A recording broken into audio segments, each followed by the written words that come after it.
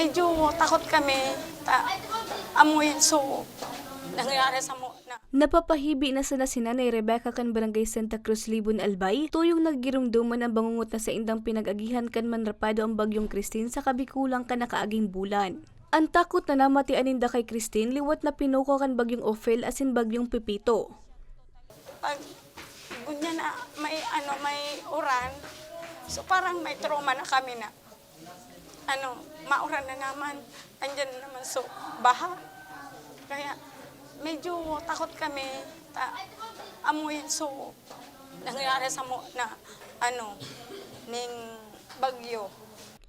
Natatakot man alagad ang kabarangay ni Nanay Rebecca na si Nanay Belinda, mas pinaghahanda na daan posibleng epekto kan bagyo. Naging adal na kaya sa iya ang winalat na distroso kan bagyong Christine.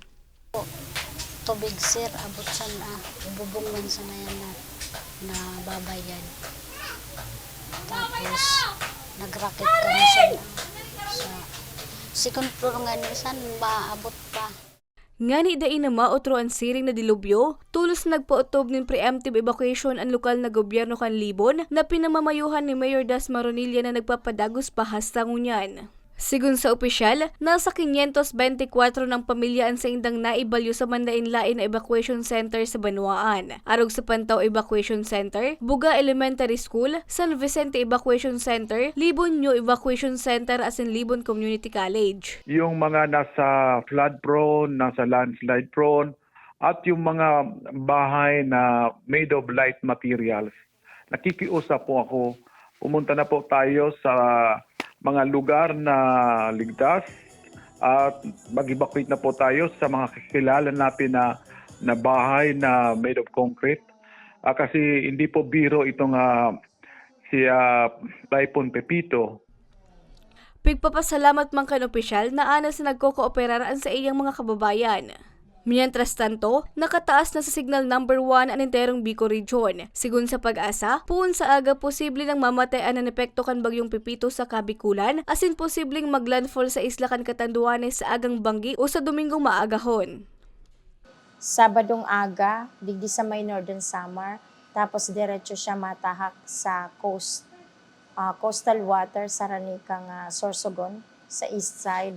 And then diretso ng Rapo-Rapo, Barcelona, Preto Diaz, then south of Catanduanes.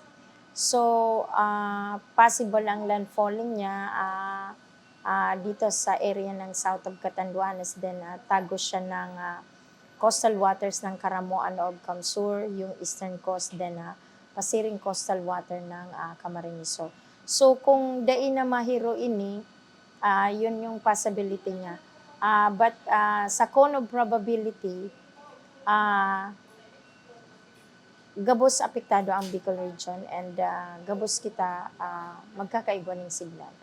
Katakod ka iniliwat na nagpagirumdom ang Pag-asa sa publiko na ugalion ng GAD na mag-antabay sa mga opisyal na abisong pigpapaluwas kan otoridad asin ibitaran muna ang pagdinunong. Para sa mga Baratang Tatak Bicol, Regine Boy.